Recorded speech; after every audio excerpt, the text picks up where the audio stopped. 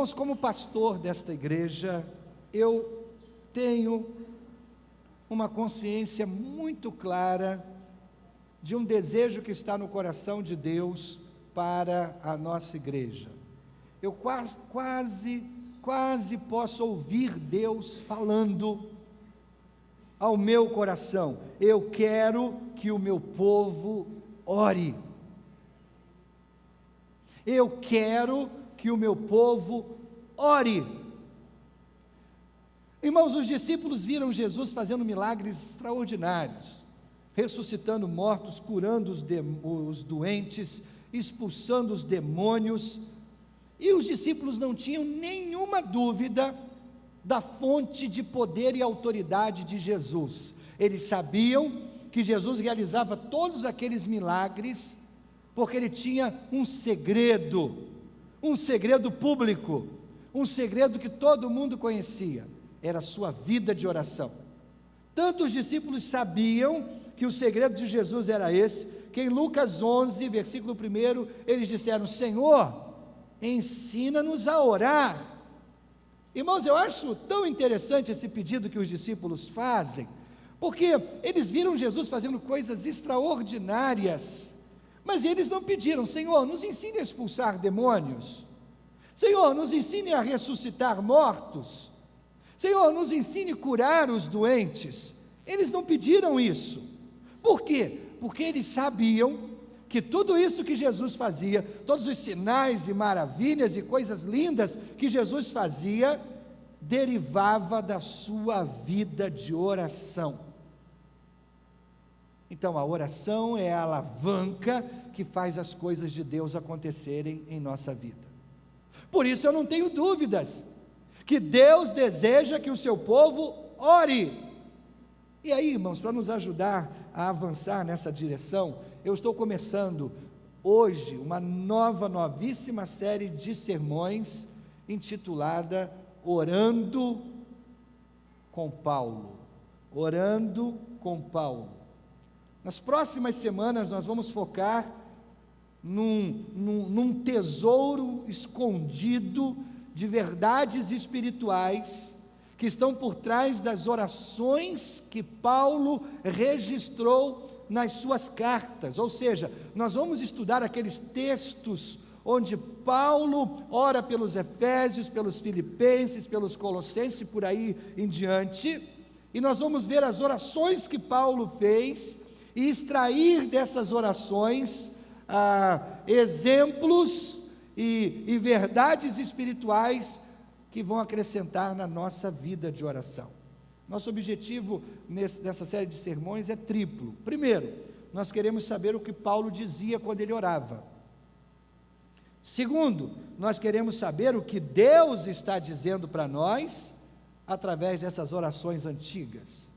E terceiro, nós queremos que nossas próprias orações se tornem mais próximas dessas grandes orações da Bíblia, feitas por esse grande homem de Deus, o apóstolo Paulo. Então, se você quer aprender a orar, existem duas coisas básicas que você precisa fazer. A primeira coisa é orar. Oração se aprende orando, não é? Esse é o passo mais básico. Abra a boca e comece a falar com Deus. Se você vem em nome de Jesus, e se você vem com um coração sincero, Deus não vai virar as costas para você. Passo número 1, você quer aprender a orar? Ore. Em segundo lugar, você aprende a orar observando outras pessoas orando, observando as orações dos outros. Para os novos cristãos, esse pode ser um passo muito importante. Nós dizemos para os novos crentes: entrem numa célula, faça parte de um grupo pequeno, ouça as orações que o pessoal faz lá na célula, e ali você começa a treinar as suas próprias orações em público.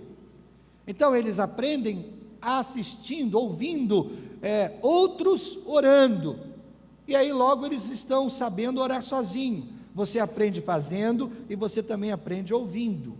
Então nessa série de sermões, nós vamos transformar a nossa igreja num pequeno grupo, e aí nós vamos ver nesse pequeno grupo as orações do nosso irmão Paulo, e nós vamos aprender com ele. E à medida que a gente ouve as suas orações, as nossas próprias orações, eu não tenho dúvida disso, as nossas próprias orações vão ser enriquecidas e vão ser alteradas. Irmãos, muitos de nós já vivemos muito tempo no jardim de infância da oração. Está na hora da gente seguir em frente. Está na hora da gente aprofundar um pouco mais a nossa vida de oração. Muitas pessoas apenas oram assim: Senhor, me abençoe. Senhor, abençoe os meus filhos. Senhor, abençoe minha esposa. Senhor, abençoe meu marido. Abençoe meus amigos, abençoe minha igreja. Senhor, eu também oro para que o Senhor abençoe os enfermos, abençoe os pobres, abençoe os missionários. E enquanto faz tudo isso, o Senhor abençoe todo mundo no mundo também. Ok, irmãos, não tem problema nenhum em pedir que Deus derrame a sua bênção sobre as pessoas. Ok, a bênção de Deus é coisa maravilhosa, e nós devemos pedir que Deus nos abençoe, e abençoe os outros também. Mas irmãos, convenhamos, há muito mais do que apenas pedir que Deus abençoe alguém. E aí você vai ver que as orações de Paulo vão nos desafiar a seguir num caminho mais amplo e mais profundo, quando nós oramos por outras pessoas. Então, olha, uma vez que essa mensagem é uma mensagem introdutória, eu não vou pegar nenhuma oração de Paulo na mensagem de hoje. Nós vamos fazer isso a partir da próxima semana. Nessa semana, eu quero demonstrar para você o incrível poder que existe por orar por outras pessoas, em orar por outras pessoas. Eu quero mostrar para você que existe um poder na oração intercessória. E quando eu chegar ao fim desse sermão, eu vou pedir que vocês orem por mim. Então, nós vamos aprender que existe um poder na oração intercessória hoje. 2 Coríntios, capítulo 1, de 8 a 11, diz assim: Irmãos, não queremos que vocês desconheçam as tribulações que sofremos na província da Ásia, as quais foram muito além da nossa capacidade de suportar, ao ponto de perdermos a esperança da própria vida. De fato, já tínhamos sobre nós a sentença de morte, para que não confiássemos em nós mesmos, mas em Deus, que ressuscita os mortos. Ele nos livrou e continuará nos livrando de tal perigo de morte. Nele temos colocado a nossa esperança de que continuará a livrar-nos, enquanto vocês nos ajudam com suas orações. Assim, muitos darão graças por nossa causa, pelo favor a nós concedido em resposta às orações de muitos. Irmãos, esses 4 versículos descrevem a experiência terrível que Paulo passou lá na província da Ásia, hoje é a atual Turquia. Nós não sabemos a natureza exata dessa aflição. Paulo passou por uma luta muito grande. Poderia ter sido uma oposição extrema dos judeus naquela área, pode ter sido algum tipo de doença grave. Fosse o que fosse, os coríntios sabiam o que era, e os coríntios entenderam que Paulo pensou que durante aquela provação ele iria morrer. Então preste atenção, era uma provação muito grave. Paulo achou: vou morrer, mas ele escreve para dizer que Deus livrou, e ele escreve para pedir que eles continuem orando por ele. Para a gente entender esse texto, existem 3 expressões, 3 frases chave, vão nos ajudar o significado desse texto.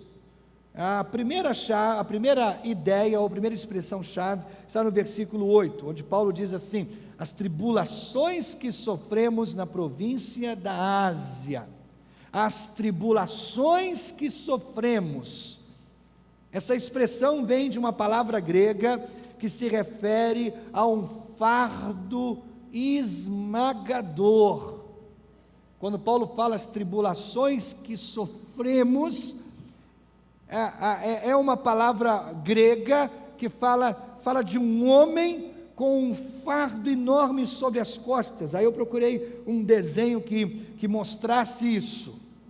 Essa é a ideia dessas tribulações que sofremos. É um homem andando na rua, carregando uma carga enorme, e essa carga é muito mais pesada do que ele pode suportar, é muito mais do que ele pode carregar, e ele está ali em agonia física. Finalmente ele deixa cair a carga, porque ele não pode ir muito longe com aquela carga sobre ele. É isso que Paulo diz aqui. As tribulações que sofremos eram pesadas demais, eram além da nossa capacidade de suportar. Isso reforça a imagem, usando uma palavra grega, hipérbole, ou no grego, upérbole, da qual a gente tem a nossa palavra no português, hipérbole, que significa exagero. Paulo usa até um exagero aqui. Essa foto é uma foto exagerada, não é? Paulo usa isso na sua linguagem. Ele diz: está além da nossa capacidade de suportar. É pesado demais, é exagerado demais sobre nós. Então aqui significa que a situação se tornou tão desesperadora que foi completamente fora de série. Era incomparável. Paulo estava num estado de total desespero. Pela primeira vez na vida, esse homem sentiu totalmente sem esperança. E ele concluiu: vou morrer. Vou morrer. A segunda expressão chave vem a partir do versículo 11, onde Paulo incentiva os coríntios, dizendo assim: enquanto vocês nos ajudam com suas orações. Irmãos, essas 4 palavras, enquanto vocês nos ajudam, essas 4 palavras vêm de uma única palavra grega, que é o somatório de 3 outras palavras. Paulo usa essas 3 palavras juntas, sum, upo e ergon, que significa trabalhar com o outro em alguma coisa. A ideia por trás do texto é que Paulo diz assim: vocês trabalharam comigo nisso. Eu estava debaixo de uma carga tão pesada, eu estava debaixo de uma opressão tão pesada, sozinho eu ia ser esmagado, mas vocês trabalharam comigo, através da oração. Enquanto vocês nos ajudam, era esse trabalho. Tem a ideia de cooperar junto para ajudar alguém em necessidade. Volta para a imagem do homem debaixo das pedras. Agora você imagina, esse homem está carregando sobre os seus ombros um peso enorme. Esse homem é Paulo, e ele está na província da Ásia, e ele diz que os coríntios, com suas orações, se colocaram debaixo da mesma carga. É como se os coríntios também viessem aqui ajudar a carregar esse fardo, através das orações. Vocês me ajudaram, mas como ajudaram? Vocês se colocaram debaixo da carga, mas como vocês fizeram isso? Através da oração. E eles levantaram a carga de Paulo. As orações daqueles homens, literalmente, ou daqueles crentes, literalmente salvaram a vida de Paulo. Agora, a terceira frase que a gente precisa entender, também está no versículo 11. No versículo 11, diz assim: muitos darão graças. Muitos darão graças. Está aí no versículo 11: enquanto vocês nos ajudam com as suas orações, assim muitos darão graças. Agora, irmãos, quando a gente estuda esse texto no original grego, tem uma palavra que não é traduzida para o português. É a palavra rosto, é a palavra face. Ela é usada 8 vezes na segunda carta de Paulo aos Coríntios, e literalmente significa rosto mesmo, rosto. Eu acho o significado dessa expressão linda. Talvez nós pudéssemos dizer assim: muitos rostos vão dar graças, muitos rostos vão louvar a Deus. É a ideia que está aqui por trás. É o retrato de um mar de rostos felizes na igreja em Corinto, quando eles ouvem a boa notícia de que Paulo está salvo, de que as orações deles foram respondidas. Então alguém está lendo essa carta de Paulo pela primeira vez na igreja aos Coríntios, e está dizendo que Paulo está bem, ele passou por um fardo enorme, mas ele está dizendo aqui que nós nos colocamos debaixo desse fardo, e nós o ajudamos, e ele está bem.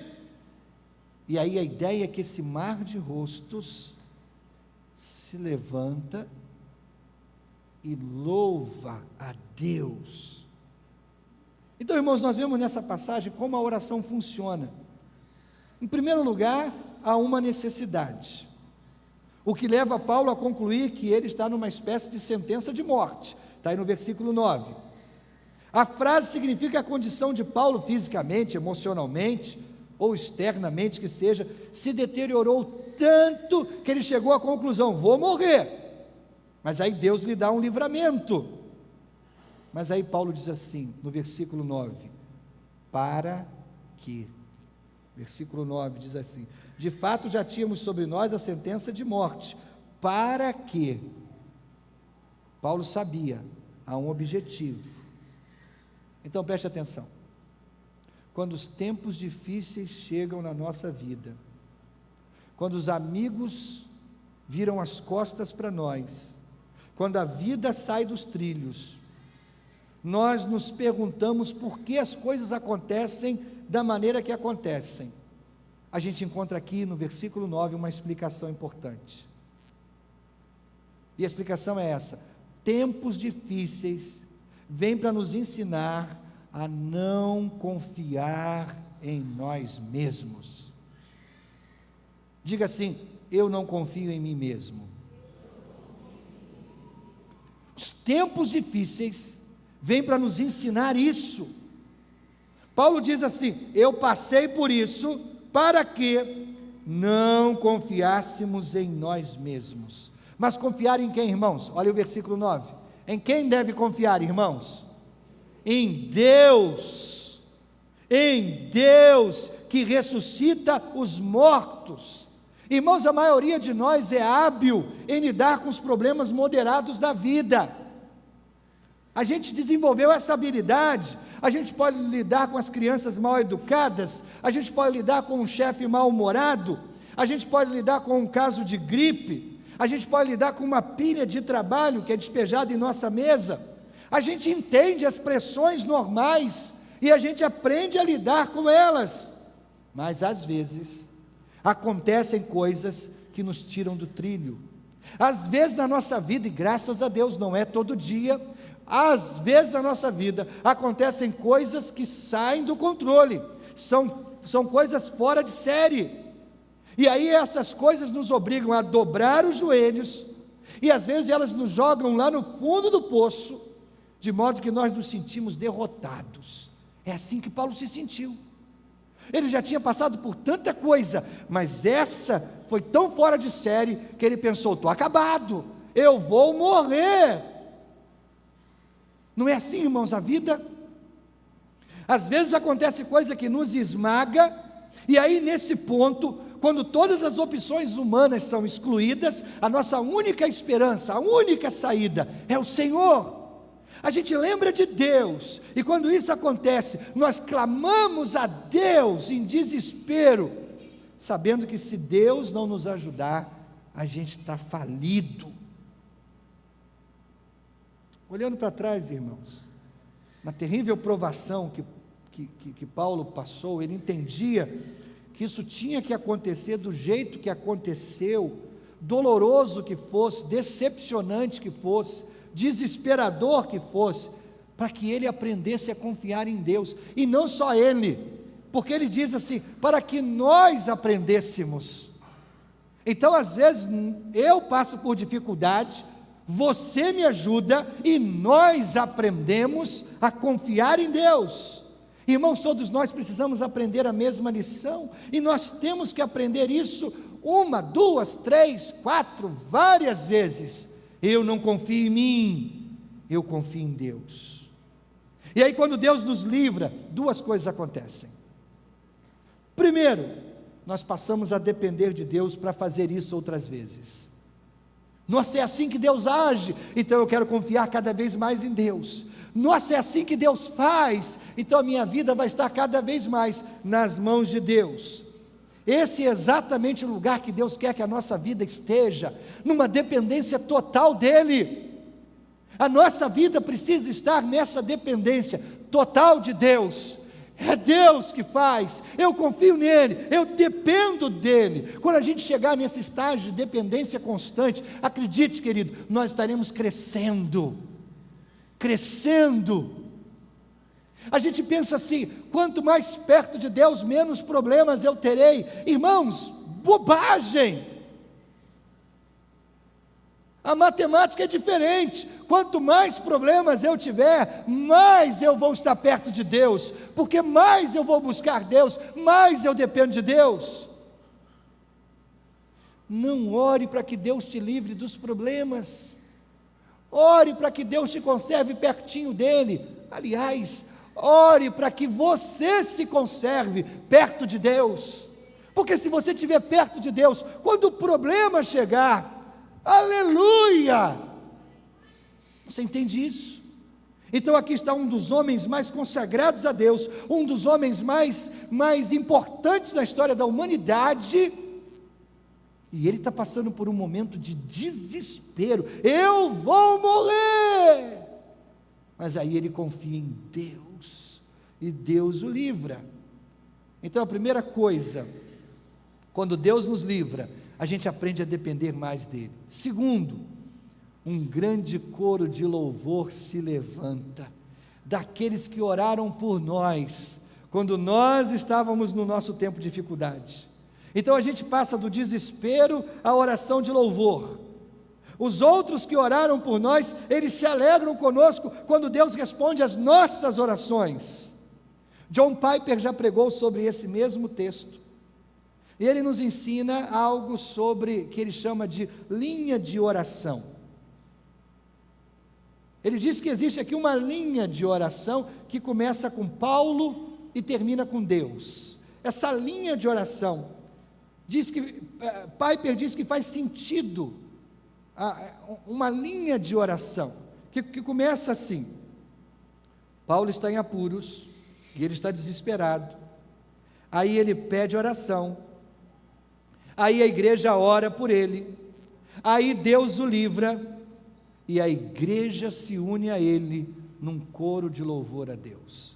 É uma linha de oração.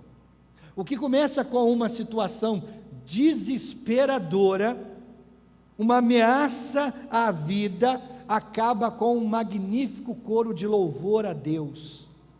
Enquanto eu pensava nessa linha de oração que Piper propôs, eu pensei que existe aqui um triângulo de oração. Então, se Piper propôs uma linha de oração, me permitam propor um triângulo de oração. Eu acho que é mais bacana. Me perdoe o Piper, eu sou muito fã dele, mas eu acho que um triângulo de oração é mais interessante para a gente entender a ideia. Então vamos pensar aqui, olha, Deus está no vértice principal, né, no topo do triângulo. Aqui está Paulo, e aqui está a igreja. Então aqui nós temos, olha, um triângulo. E aí como funciona, irmãos? Funciona da seguinte maneira: Paulo está em desespero, aí ele pede oração à igreja. A igreja atende o pedido de Paulo e ora a Deus. Deus atende as orações da igreja e abençoa Paulo. Agora, Paulo abençoado, o que ele faz? Ele conta para a igreja: ora, vocês oraram por mim e Deus atendeu a oração de vocês. E aí a igreja olha para Deus e a igreja louva a Deus pelo livramento que Paulo recebeu de Deus. É um triângulo de oração, não é? Piper, me perdoe, mas eu acho que fica mais bonito assim, não é? Entenderam a lógica disso aqui? Quando nós oramos uns pelos outros, acontece dessa maneira.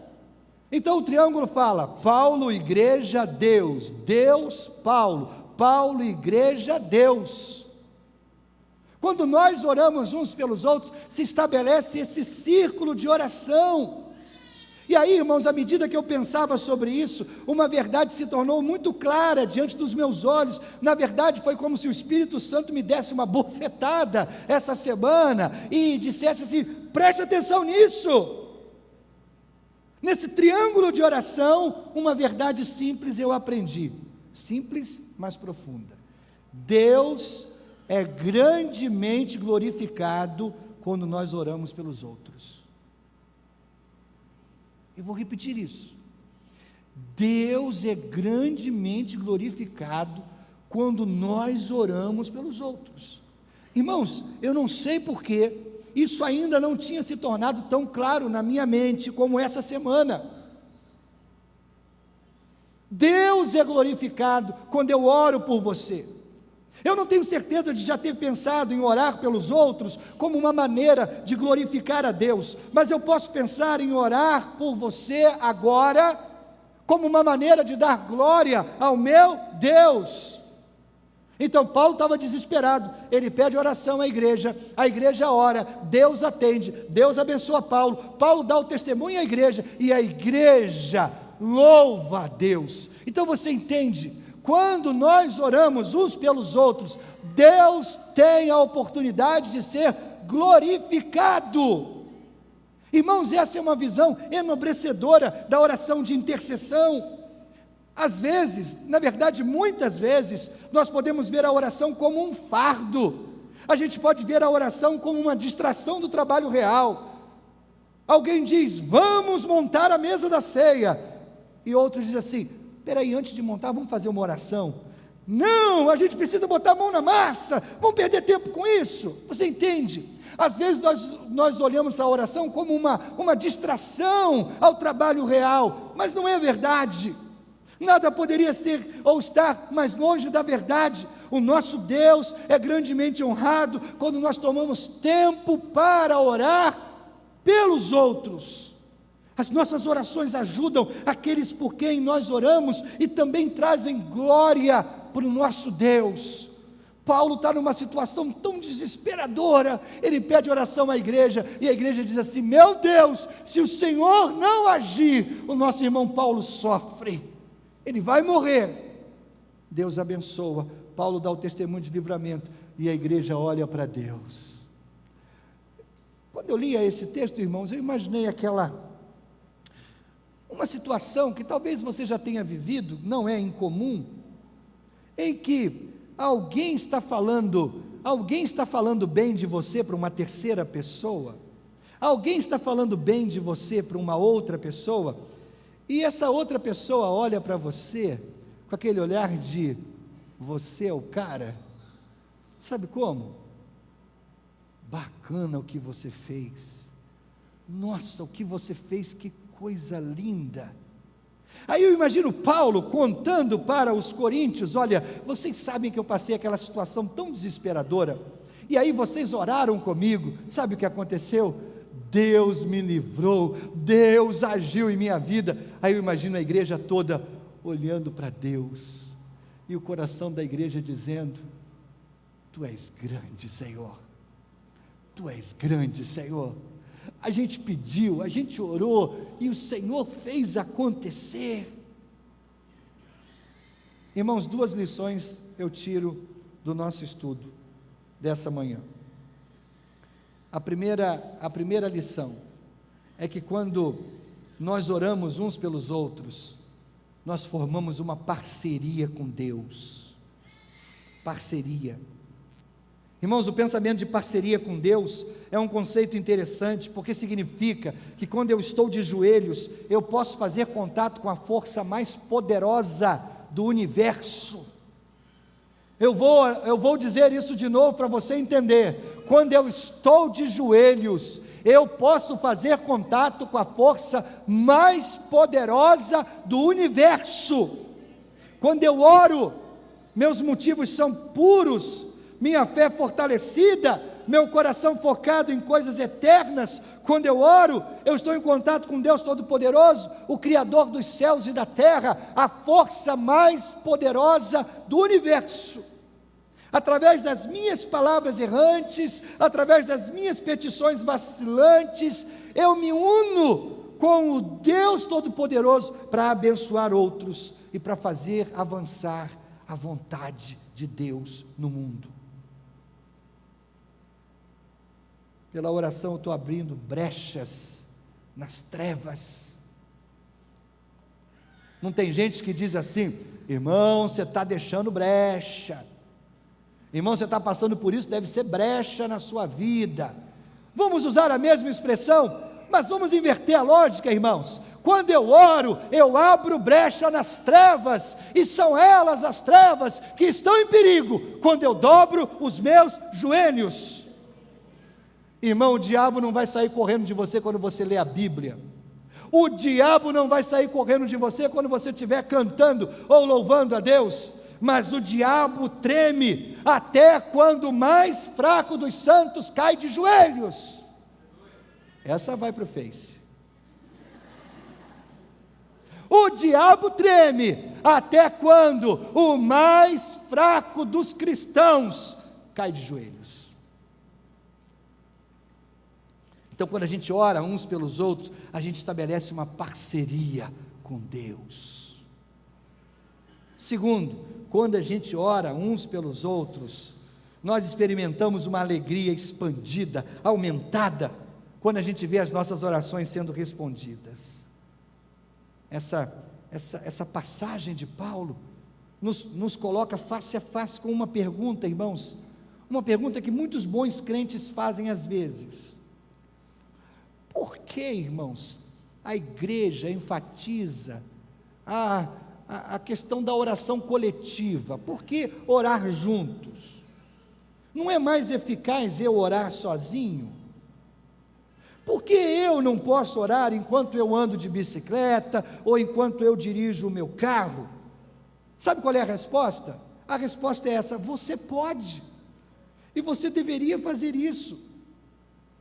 Claro que sim, mas essa não é toda a história. Tem mais. Há pelo menos duas coisas que acontecem quando a gente ora junto, que não aconteceria quando a gente ora sozinho. Em primeiro lugar, quando a gente ora junto, a nossa fé é mutuamente reforçada. Deixa eu te dar uma ideia disso. A irmã Geni me pediu para visitar alguém no hospital. Fui visitar essa pessoa, idosa, muito idosa, e assim numa situação crítica. No meu coração, quando eu cheguei lá e visitei essa pessoa, eu concluí assim: vai morrer. Aí, encontrei a irmã Geni, e encontrei um outro pastor, que foi também visitar essa mesma pessoa. Aí conversamos ali no corredor, resolvemos ir à capela do hospital, nós três, orar pela irmã, né, que estava lá tão doentinha. E aí eu, afoito do jeito que eu sou, fiz a primeira oração. E eu orei assim: meu Deus, traz consolo para o coração da família. Meu Deus, nesse momento de lágrima, Senhor, teu Espírito é o Espírito Consolador, sustenta essa família. Fiz uma oração bonita, irmãos, usei palavras assim rebuscadas, levantei o negócio. Aí o outro pastor foi orar também, e o outro pastor, irmãos, orou assim: meu Deus, em nome de Jesus, levanta a irmã dessa cama, meu Deus, dá ela muitos anos de vida. Enquanto ele começou a orar assim, irmãos, eu fui ficando pequenininho. Sabe como? Aí eu saí dali pensando: que burro que eu sou. O mesmo Deus que pode dar consolo à família pode levantar a irmã da cama. O outro pastor já sabia disso. E o pastor Sênio aqui, você entende? Quando a gente ora junto, a nossa fé é edificada. Eu nunca mais orei para Deus consolar família nenhuma antes de orar para Deus ressuscitar o morto. Quando a gente ora junto, a nossa fé é edificada, fortalecida. A gente sai daquele tempo de oração com mais fé do que nós tínhamos no início. Segundo, quando a gente ora junto, a alegria se multiplica quando as respostas finalmente chegam. Todos nós já vimos isso acontecer, eu tenho certeza. Nós podemos estar orando por um ente querido que está desesperadamente doente, as perspectivas não são boas, ele está sem esperança, e de repente o médico diz assim: está melhorando, hoje ele está melhor, eu não sei explicar, mas hoje ela está melhor. Aí a palavra se espalha, a crentaiada toda começa a fazer festa, é Deus agindo. Então quando a gente ora juntos, irmãos, a alegria aumenta, nossa alegria é amplificada, quando a gente ora juntos. Aí eu vou terminar com 5 sugestões para você crescer esse ano na oração. A primeira sugestão: a gente leva a oração a sério, irmãos, nessa igreja. Levamos tão a sério que nós temos uma sala dedicada exclusivamente à oração. Então, primeira sugestão: traga a sua célula pelo menos 2 vezes por ano para fazer uma reunião de oração na sala de oração. 2 vezes por ano, traga a sua célula para orar na sala de oração. Segunda, há muitos anos nós criamos na nossa igreja o Ministério de Oração. É liderado pela Ana Bernardo. Cadê a Ana? Está aí? Fica de pé, Ana, por favor. A Ana Bernardo é líder do Ministério da Oração na nossa igreja. A Ana tem treinado dezenas de pessoas nesse ministério, que ora pela CIB, ora pela igreja, ora pela liderança da igreja. Minha sugestão: envolva-se nesse ministério. Terceira sugestão: o Ministério de Oração organiza a nossa equipe de intercessão pelos nossos cultos. Então a ideia é ter sempre um grupo de pessoas lá na sala de oração, enquanto nós estamos cultuando aqui dentro. E o que eles estão fazendo lá na sala de oração? Eles estão colocando brasas no altar. Eles estão intercedendo para o Espírito de Deus agir conforme a vontade de Deus. São essas pessoas que colocam fogo no altar enquanto a igreja cultua e a palavra é pregada. Quem sabe você poderia dar um domingo por mês para participar do grupo de intercessão pelos cultos da nossa igreja. Quarta sugestão: o Ministério de Oração também patrocina os eventos de jornadas de oração na nossa igreja. Então, daqui a menos de 15 dias, dia 28 e 29 de março, nós vamos realizar as 24 horas de oração. O que é isso? A gente começa no dia 28, qual é a hora que começa, Ana? Às 18 horas do dia 28, lá na sala de oração, um grupo começa orando, de meia em meia hora, pessoas se revezam, atravessando a noite do dia 28, atravessando a madrugada do dia 29, amanhecendo aqui e passando a manhã toda e a tarde toda. Os grupos vão se revezando, as pessoas vão se revezando, e pelo que elas oram? Por vários assuntos de interesse da família segundo a igreja. 24 horas de oração. Minha sugestão: reserve uma meia hora. Ana, de 2h30 às 3 da manhã, eu vou estar lá na igreja orando. Não é para orar em casa, não. É para fazer o sacrifício de vir aqui orar. É para sair de casa e vir aqui orar. É oração em conjunto. É oração uns pelos outros. Reserve uma meia hora. Torne-se dono dessa hora. Pode deixar, Ana, essa hora é minha. Eu tomo conta dela. Vou reunir um grupo, vou trazer minha célula, vou chamar uns homens, vou chamar umas irmãs, não sei, vou chamar as crianças, os adolescentes. Essa hora é minha, deixa comigo. Quinta e última sugestão: nós temos a nossa caixa de oração, e nós temos aí nos bancos os bloquinhos para você fazer os pedidos de oração. Minha sugestão: use e abuse da caixa de oração. Faça seus pedidos. Na hora que nós coletamos os dízimos e ofertas, você pode entregar para o pessoal da recepção, ou terminando o culto, você pode vir aqui depositar. Use e abuse da caixa de oração. Mas, quando você tiver a sua oração respondida, por favor, compartilhe conosco. Compartilhe conosco. Você fez um pedido, você colocou na caixa de oração. A equipe de oração, a equipe do ministério vai orar por você. Meu querido, você recebeu a bênção? Conte para a gente. Escreva um e-mail, uma carta, procure a Ana, procure um dos pastores, me procure. Conte a bênção. Para quê? Para que muitos rostos louvem a Deus com você. Com você. Meu querido, nós podemos crescer muito nessa área de oração aqui em nossa igreja. E o meu estímulo é que você venha fazer parte desse exército que já se levanta, intercedendo uns pelos outros. Eu quero nesta manhã honrar os nossos intercessores. Então você que faz parte do ministério da intercessão, por favor, fique de pé aí no lugar onde você está. Eu quero honrar você, você que se dedica no ministério da intercessão, a orar pela igreja, pela liderança da igreja. Nós queremos distribuir para você essa pequena carta que está dizendo a você assim: muito obrigado pelo seu trabalho, muito obrigado pelo seu tempo, quando você se dedica a orar pela igreja, muito obrigado pelo que você tem feito através desse ministério. Acredite, você tem tocado o céu através desse ministério, o ministério da intercessão.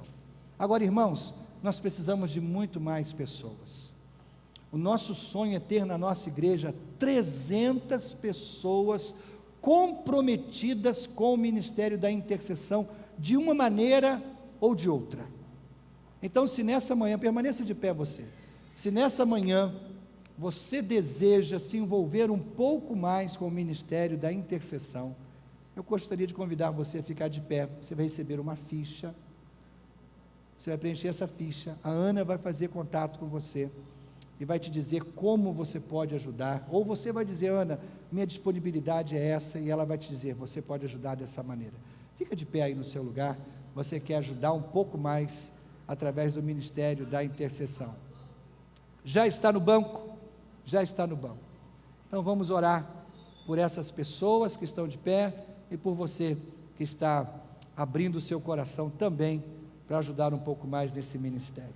Pai, eu quero te louvar, te agradecer, pelo santo privilégio que o Senhor nos deu, de ter em nossa igreja, um ministério tão importante, como é o ministério da intercessão.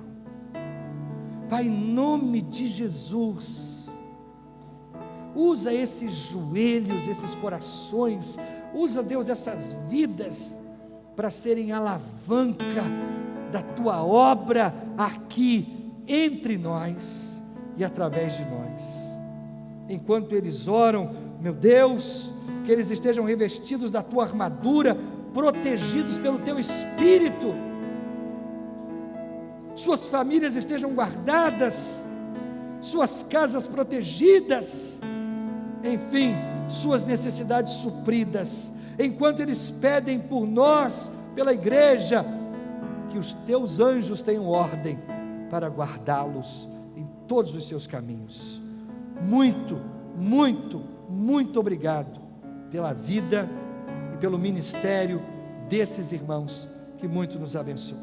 Em nome de Jesus, amém, Senhor, amém. Agora vamos ficar todos de pé, irmãos, e aí eu quero pedir a Ana que conduza uma oração, Ana, em prol do pastor da igreja. Curve a sua cabeça, feche seus olhos. Se você puder estender as suas mãos em direção a mim nesse momento. Eu preciso das suas orações. E eu digo isso porque a nossa luta não é contra a carne nem contra o sangue, mas contra potestades, principados, poderes espirituais. Então nós não temos armas humanas, a nossa arma é a oração, é a oração. Então que você, através dessa oração aqui, agora, pelo seu pastor, de uma maneira simbólica, você lembre a necessidade de orar pelo seu pastor todos os dias, todos os dias. Vamos orar. Pai, nessa hora nós te louvamos, Deus. Primeiro nós te louvamos pela vida do pastor Arlênio, Senhor. Esse homem que o Senhor tem colocado à frente desse rebanho e que tem nos conduzido, Senhor, como hoje ele iniciou essa mensagem, trazendo aquilo, o desejo do teu coração para que a tua igreja realize, Pai. Oh, Pai. Obrigado, Deus. Obrigado, Senhor, pela família dele, que dá apoio, cobertura, Senhor.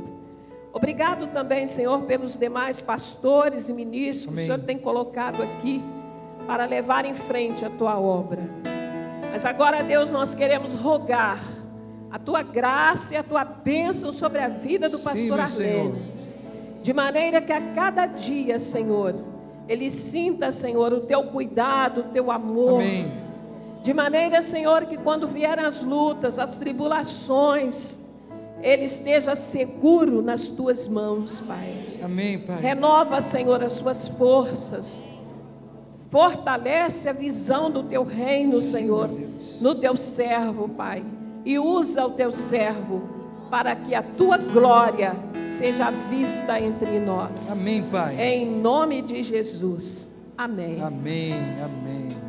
Obrigado, irmãos. Vamos tomar assento. Pastor, o que eu devo orar pela vida do meu pastor? Queridos, ore pela família do pastor. Valéria, minha amada esposa. Fica de pé, Valéria, permaneça de pé, linda, não é? Ore pela Valéria, não é? Minha esposa. Ore pelas minhas filhas, Giovana, Mariana, para que Deus abençoe. Filho de pastor precisa de correção, disciplina, orientação, como filho de todo mundo. Ore pelos nossos filhos, não é? Pelas nossas filhas. Ore pela vida financeira, pela vida emocional, pela vida espiritual. Ore para que Deus supra essas necessidades e a gente possa se dedicar cada vez mais à casa e à família de Deus. Quero convidar os diáconos para virem à frente. Nós vamos ministrar a ceia do Senhor. Esse é um momento, irmãos, que nós realizamos uma vez por mês, todo terceiro domingo, com exceção das férias, com exceção da Páscoa, com exceção do final do ano.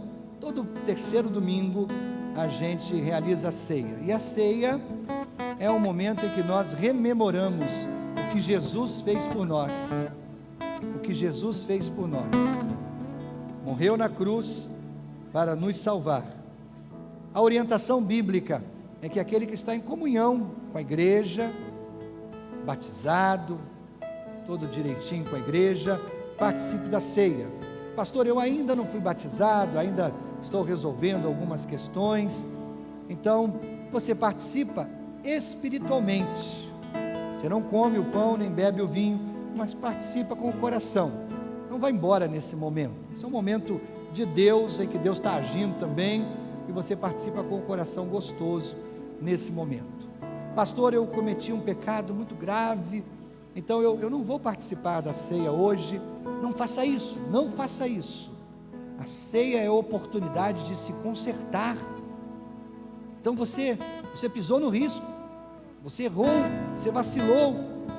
Ok, confesse a Deus nesse momento, assuma um compromisso com Deus de consertar as coisas e use a ceia, participe da ceia como um marco na sua vida com Deus. Algumas pessoas deixam de tomar a ceia porque erraram. Não faça isso. Participe e use a ceia como um marco de recomeço da bênção de Deus na sua vida. Curve a sua cabeça, feche seus olhos. Então você vai tomar esse tempo de oração. Pai, eu quero consagrar a Ti o pão e o vinho, que vão trazer à nossa memória a lembrança do corpo e do sangue que Jesus ofereceu lá na cruz, por amor a cada um de nós. Dá-nos a Tua bênção. Dá-nos a Tua bênção. Para que ao sentarmos à mesa, à Tua mesa, o sangue de Jesus nos torne justos nesta hora. continue assim, em espírito de oração, receba o pão, receba o vinho e participe conosco.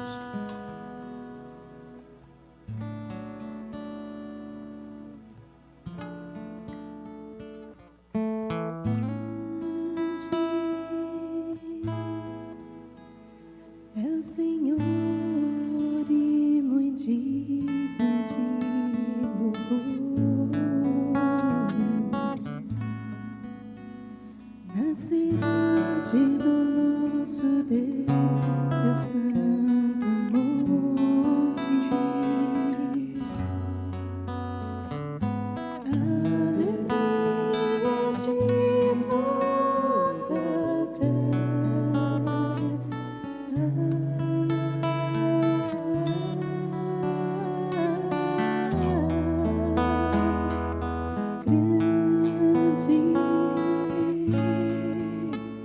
é o Senhor em quem nós temos a vitória e que nos ajuda contra o inimigo.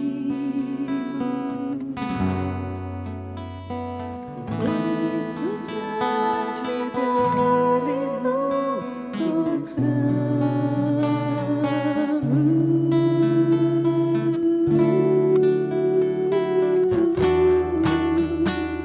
queremos o teu nome engrandecer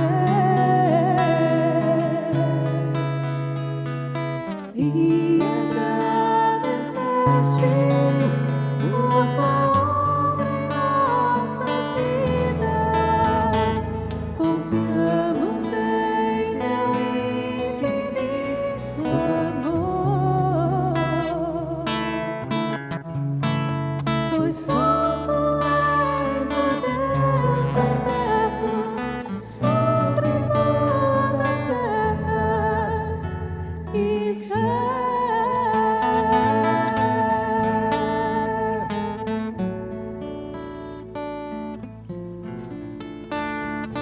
Grande é o Senhor e muito digno de louvor. Na cidade do nosso Deus, seu santo monte. Alegria de toda a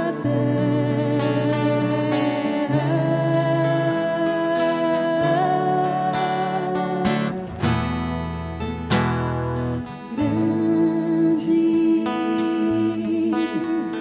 é o Senhor em quem nós temos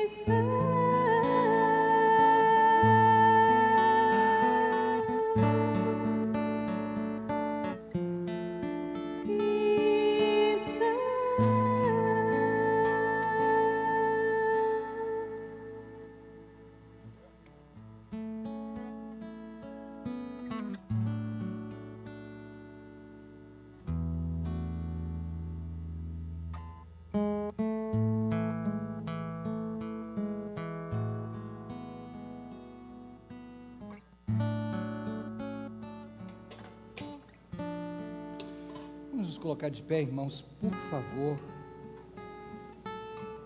E o pão traz à memória o corpo de Jesus, cravado naquela cruz. Não é uma cena bonita de se lembrar, mas absolutamente importante. Aquele sacrifício abre a porta para termos comunhão com o Pai. Por isso todos nós comamos o pão.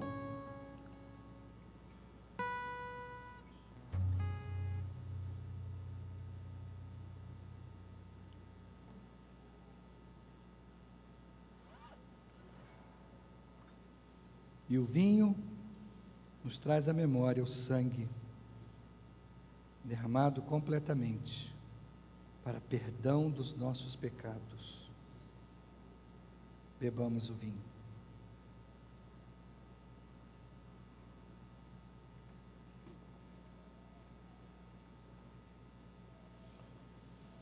Leva-nos, Senhor, em paz, amparados, protegidos e guardados por Ti. Dá-nos um domingo na Tua presença, em nome de Jesus. Amém, Senhor. Amém. Bom domingo, irmãos. Deus nos abençoe.